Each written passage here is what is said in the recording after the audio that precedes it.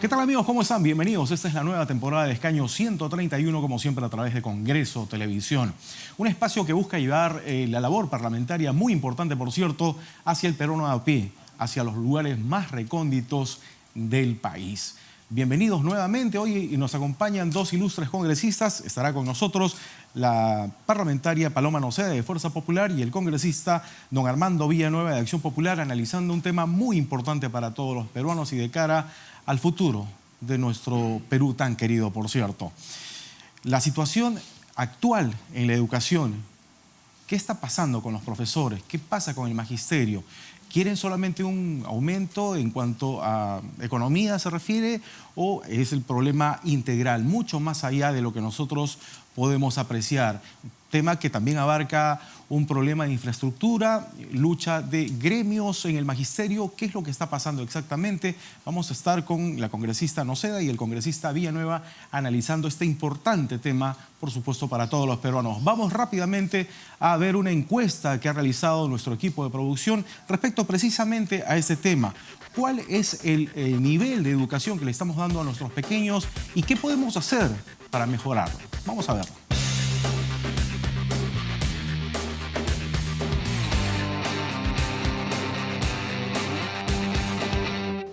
Creo que hay algunos aspectos básicos que hay que trabajar. Una que tiene que estar fundamentalmente centrada en el cierre de brechas, de las inequidades, de acceso a una educación de calidad, que sea intercultural, que sea inclusiva y que sea libre de toda violencia. Pero además, un elemento clave es privilegiar fundamentalmente las capacidades sociales, críticas, reflexivas, democráticas de los estudiantes. Borrar esta renuncia que tiene el Estado peruano respecto a concentrar la educación solamente en dos áreas pedagógicas, como es comprensión lectora y matemática, y centrar el sistema fundamentalmente en la vida de los estudiantes. Y un segundo punto paralelo a esto es el tema de hacer una carrera pública magisterial atractiva, decente, digna, con participación de los maestros. La verdad que es un rol que le compete a la comunidad educativa, donde están los estudiantes, los profesores, los padres de familia, los directores y la sociedad en general.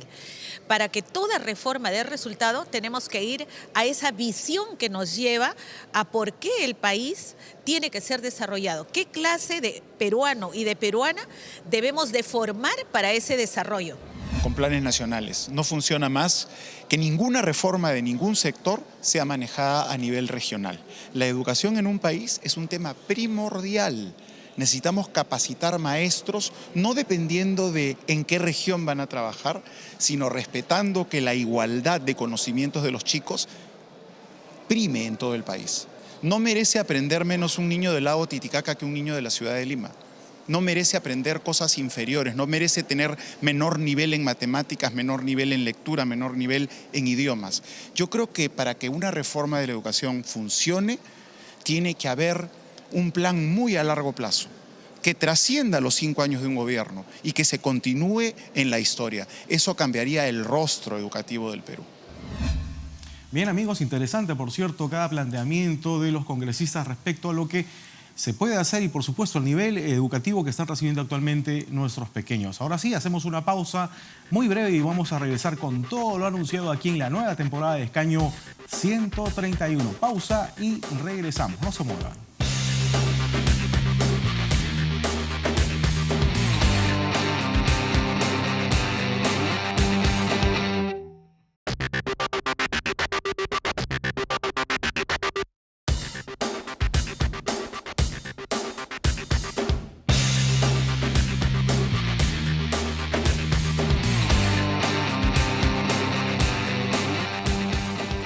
Gracias, amigos, estamos de regreso aquí en Escaño 131, como siempre a través de Congreso Televisión. Gracias por continuar con nosotros. Tal como lo habíamos anunciado antes de la pausa, nos acompañan dos ilustres congresistas aquí en estudios. Paloma Noceda, de las filas de Fuerza Popular, y por supuesto don Armando Villanueva, de Acción Popular. Dos bancadas, nos imaginamos, muy preocupadas por lo que está sucediendo y de cara a lo que pueda suceder en los próximos meses y años también en un tema tan importante para todos, la educación en el país. Vamos a hacer primero un análisis, una fotografía del momento. ¿Qué les parece? Bienvenidos a los dos. Empezamos por las damas. Paloma Noceda, congresista, ¿cuál es la fotografía, según su opinión, en este momento de la educación? Bueno, Guillermo, muchas gracias por la invitación a tu programa.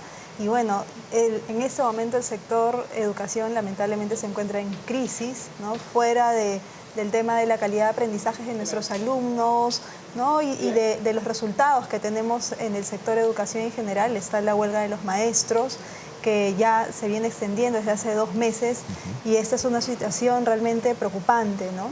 Y bueno, esperamos que hoy día pues se consiga un buen diálogo y un buen acuerdo entre el presidente Kuczynski y los maestros, ¿no? Eso es algo que todos esperamos.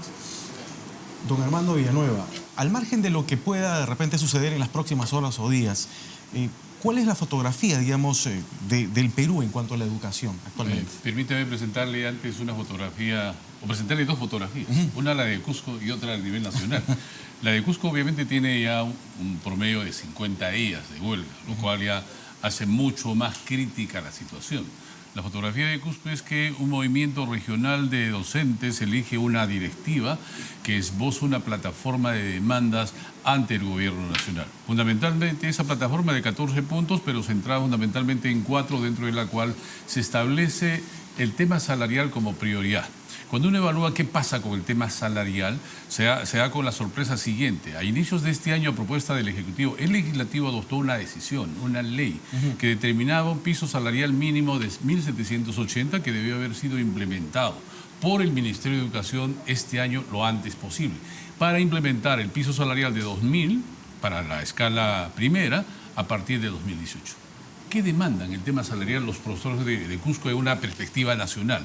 Precisamente que ese piso salarial de 1.780 se generalizara no solamente para los regulares, a quienes se les había ya otorgado en los primeros meses.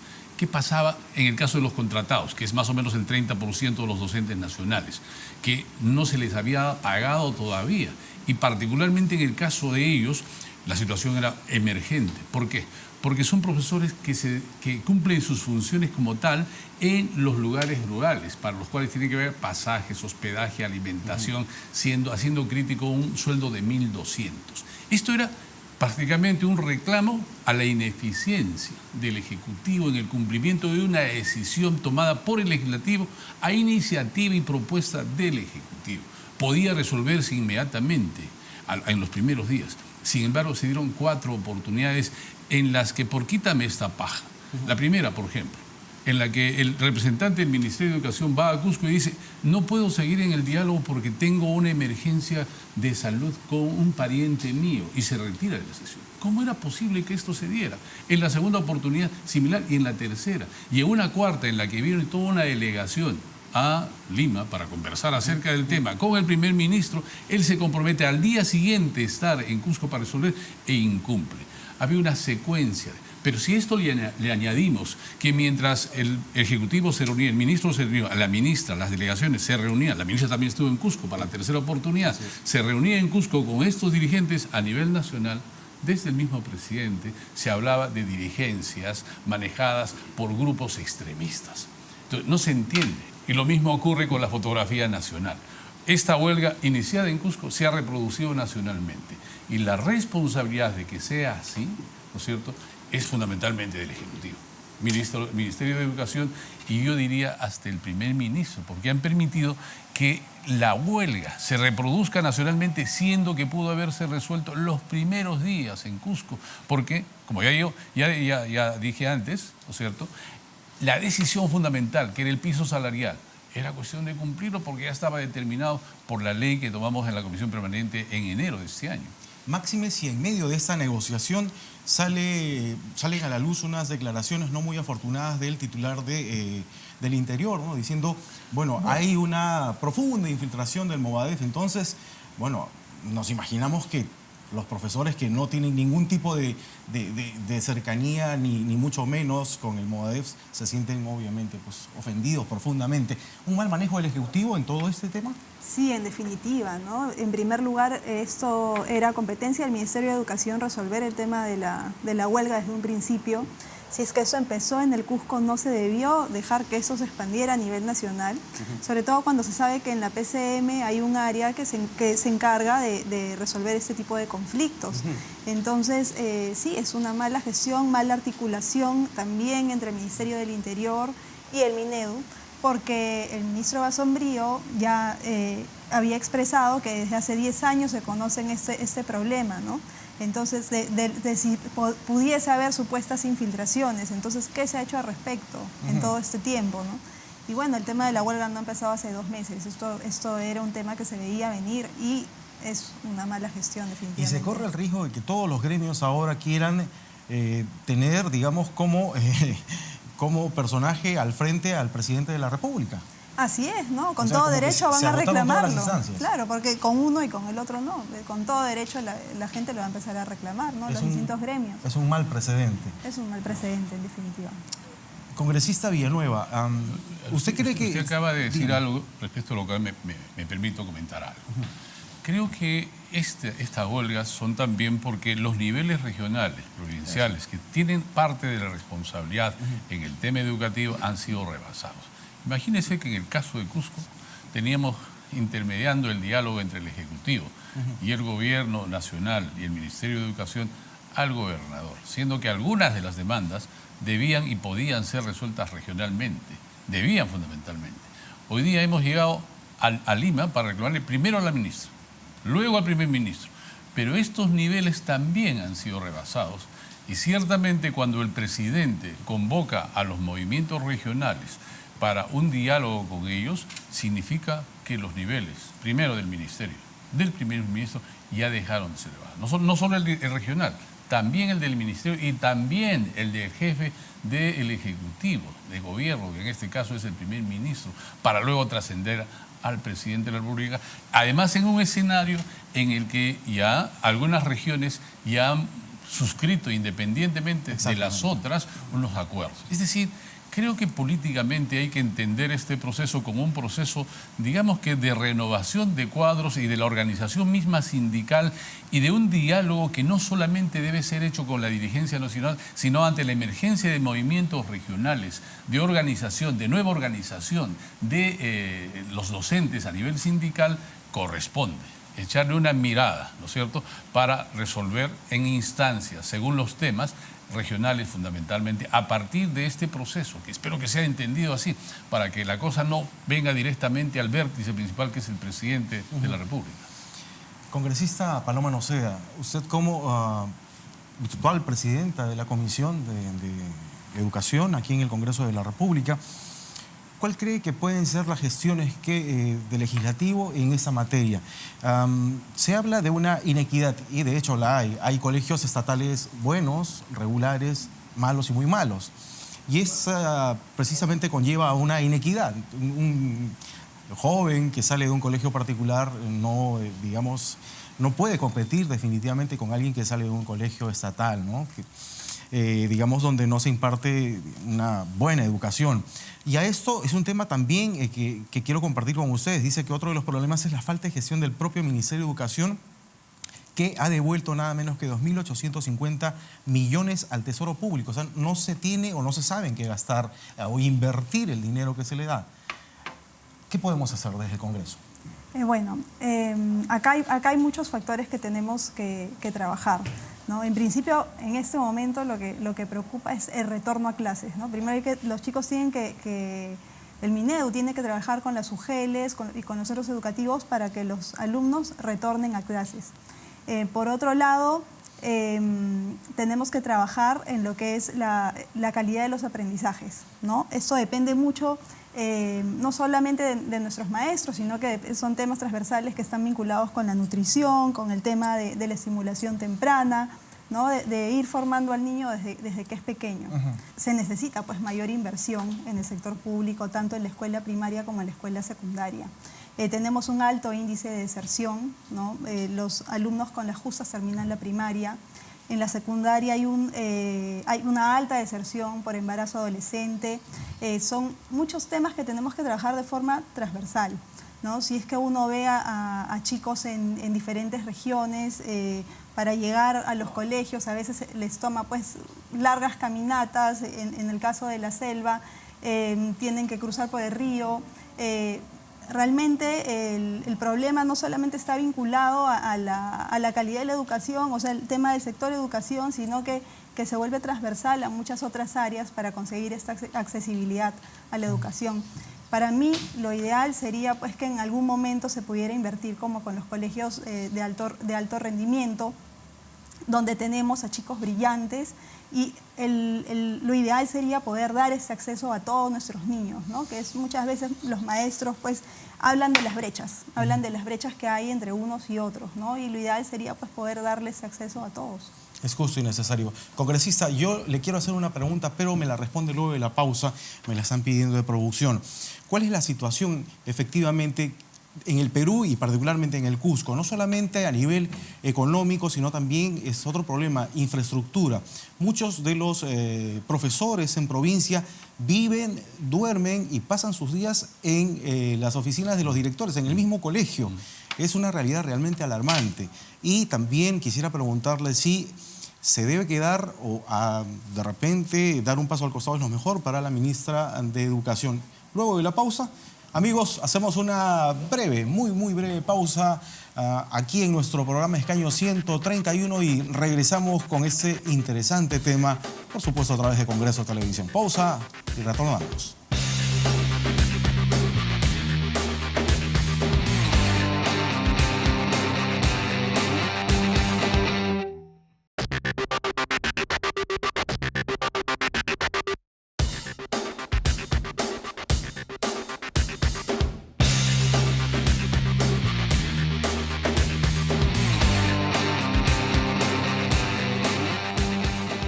Amigos, bienvenidos nuevamente. Esto es Escaño 131, como siempre a través de Congreso Televisión. Bien, estamos tratando un tema realmente muy importante e interesante para todos los peruanos, la educación de nuestros pequeños. Congresista, le hacía una pregunta antes de la pausa. Me había preguntado sobre Cusco. Exactamente. Y bueno, antes de que me repita la siguiente pregunta, yo quiero decirle algo. Yo creo que hay algo muy importante. Cusco, como ningún otro departamento, necesita no solamente hacer que los docentes vuelvan a sus aulas, sino una tarea de reprogramación que les permita recuperar algo de las horas perdidas en este proceso de más de 50 días de huelga, ¿no? que es el tema del que no se ha hablado. Claro, se responsabiliza a los directores regionales, pero ¿acaso un acta suscrita nacionalmente no debía por lo menos contener un articulado, una cláusula que diga: nos comprometemos, el ministerio, el gobierno regional, así como los docentes, la organización de ellos, a hacer los esfuerzos correspondientes para recuperar no solamente las horas, sino para que se garantice que en las clases efectivamente se puedan conseguir los objetivos previstos para estos años, para este año en nivel primario así como el secundario? Creo que es muy importante en el caso de Cusco, sobre todo si en Cusco tenemos más de 300.000 estudiantes que han sido perjudicados con este tema. Los otros 100.000 y más porque están en colegios particulares, y ahí vamos al tema de la inequidad.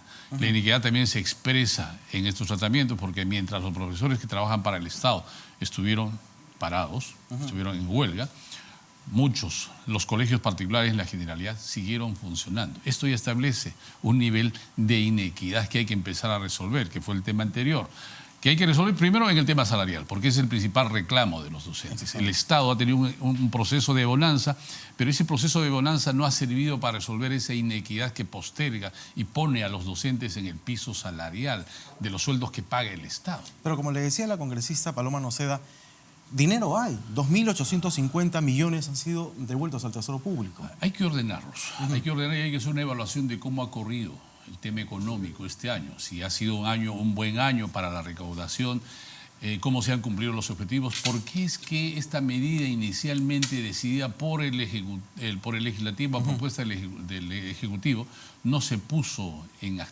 acción, por qué no se implementó inmediatamente, por qué el piso salarial de 1.700 no fue implementado en febrero, para todos, no solamente para los regulares, sino también para los contratados. Esa es una pregunta que tiene que ser resuelta inmediatamente.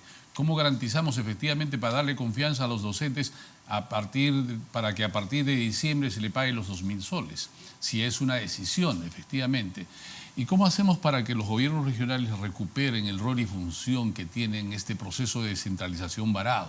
¿No es cierto? Hay que restituir, porque hoy día hay tantas plataformas nacionales distintas, porque claro, cada departamento presenta una realidad distinta y cada organización sindical, departamental o regional tiene propuestas distintas que tienen que ser resueltas en ese nivel, en el nivel departamental. Entonces hay que restituir la autoridad y el cumplimiento de sus deberes a cada instancia, ¿no es cierto? En el tema de infraestructura, en el tema académico, en el tema de la organización y demás, para los niveles provinciales, para los niveles regionales y también para el nivel ministerial, primer ministerial y luego presidencial. Hay que distinguir estas etapas, ¿no? Vamos a escuchar ahora, espero que tenga éxito el diálogo que tiene el presidente, vamos a ver su mensaje, vamos a ver, yo creo que debe atender un poco a la orientación de reponer a cada nivel, ¿no es cierto?, los temas y funciones que le corresponden.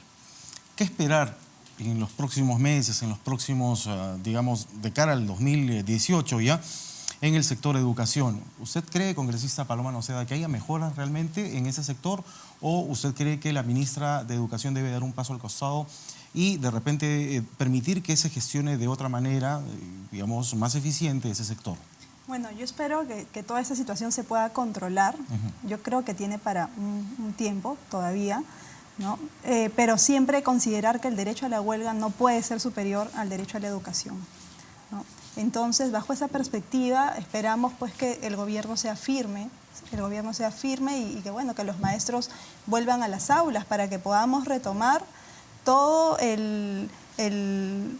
la mejora, ¿no? En toda la calidad educativa, que deberíamos estar enfocados en eso, ¿no? Siempre somos los últimos en las pruebas PISA, somos los últimos en educación, en cualquier evaluación que nos hagan. Entonces, en eso es en lo que tenemos que enfocarnos en trabajar, ya mirando hacia el futuro. Hay información muy importante que habla que se necesitarían 60.000 millones de soles para poder, digamos, organizar todo el tema de infraestructura en la educación y que necesitaríamos 20 años para poder, digamos, estar a tono con la educación en la región. El tema de infraestructura también es importante, Mire, congresista. el tema de la infraestructura es muy importante y yo creo que en momentos en que la bonanza económica nos ha permitido esbozar proyectos de infraestructura sobredimensionados en términos de costos, lo sé por los trámites que hacemos a veces en el PRONIEP, ¿no es cierto? Es momento de racionalizar estos presupuestos. ¿Por qué? Porque un proyecto manejado desde el PRONIEP cuesta el doble de lo que costaría por administración directa, inclusive hecha por los municipios o el propio gobierno regional. Entonces se trata hoy día, en que hay menos recursos, menos ingresos por la performance propia de la economía nacional, de empezar a racionalizar y hacer más efectivo cada sol que se consigue, sobre todo cuando está orientado a educación, ¿no? Porque, claro, necesitamos mucha infraestructura, muchos servicios. Usted lo notaba y decía, hay profesores que van al ámbito rural, supone pasajes, pero cuando no hay condiciones en el ámbito rural para darle una buena cama, una buena habitación, un buen baño, una buena alimentación al docente, tiene que verse obligado a retornar a la ciudad.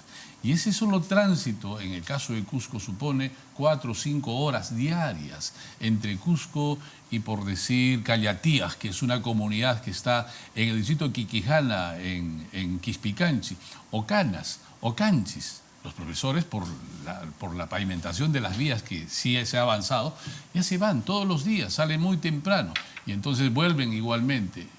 El solo hecho de viajar 2 horas ya implica un desgaste que compromete su desenvolvimiento mismo en el aula. Entonces, hay que pensar en infraestructuras, pero en el caso rural, por ejemplo, ya debidamente diseñadas para ofrecerle también condiciones al docente, que tiene que ir a veces, o siempre, casi siempre, en la mayor parte de los casos, desde la ciudad para quedarse no solamente las horas de trabajo, sino también el día. Esto permitiría un mejor rendimiento, un mejor trato y una mejor integración entre el docente y la realidad del estudiante al que se dirige.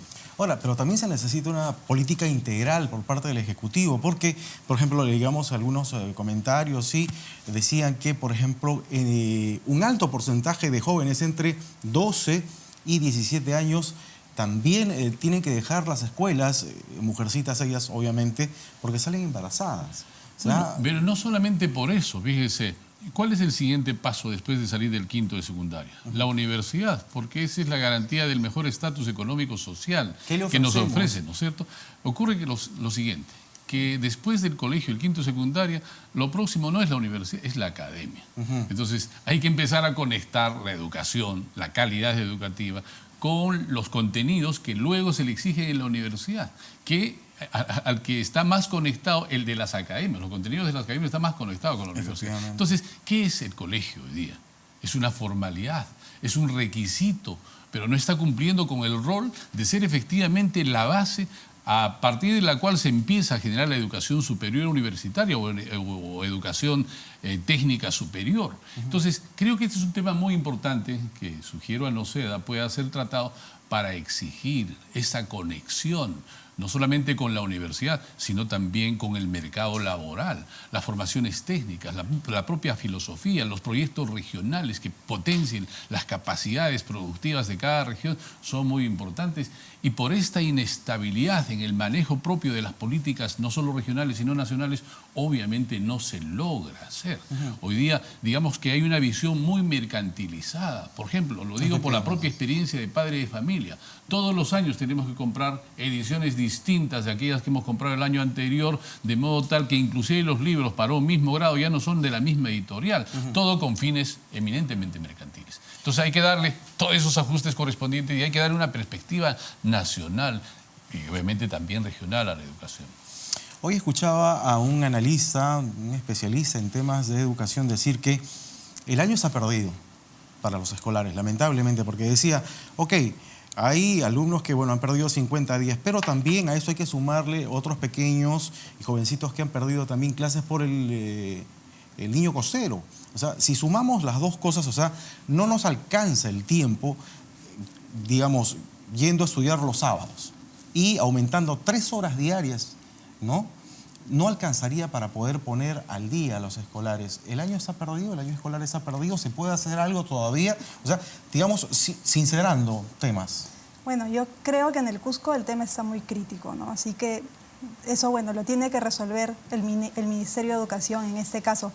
Yendo al tema de la infraestructura, justamente en el periodo anterior nos mostraron algunas cifras en las que nos indicaban que casi un 50% de nuestros colegios debían ser demolidos.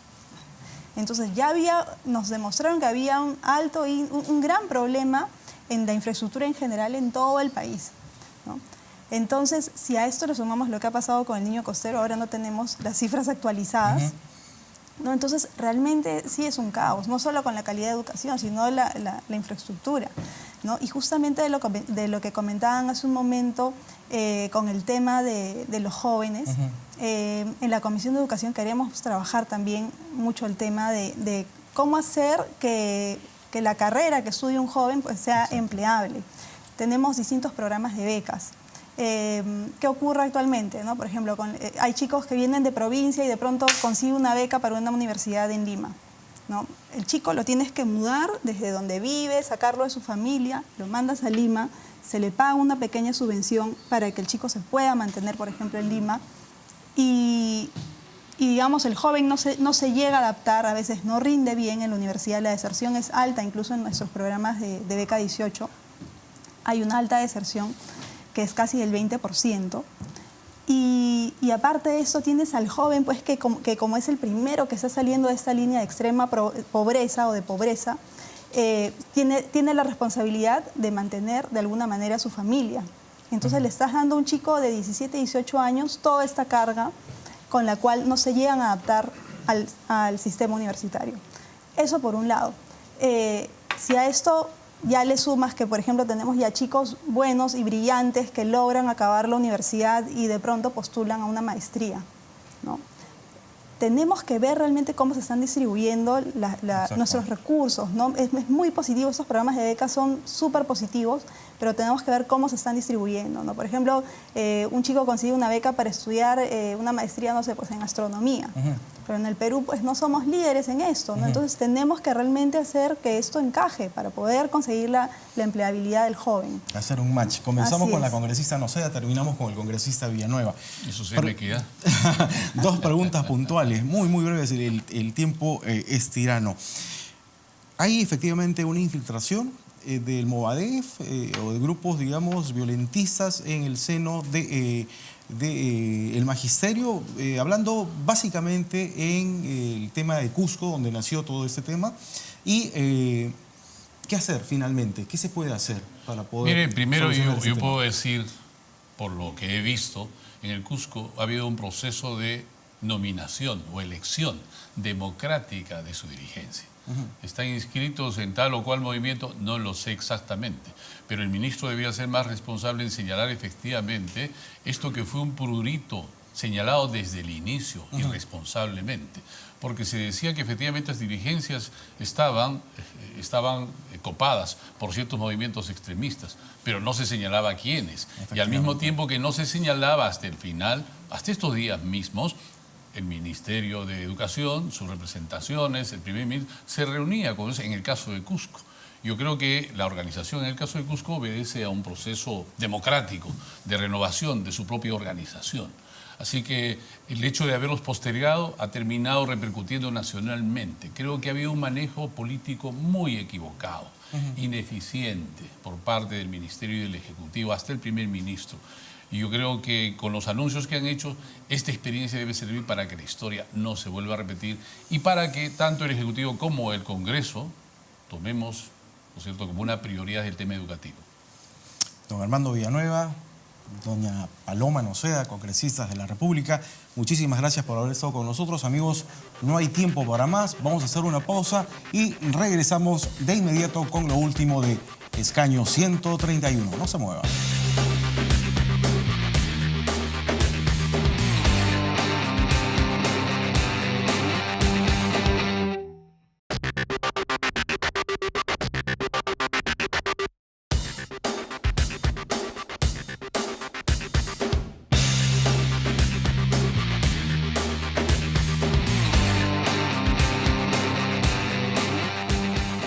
Bien amigos, eso ha sido todo por hoy. Muchísimas gracias reiteradas a la congresista Paloma Noceda de las filas de Fuerza Popular y al congresista Armando Villanueva de Acción Popular, quienes han estado con nosotros en esta nueva temporada de Escaño 131, como siempre a través de Congreso Televisión. Que estén bien amigos. Hasta la próxima.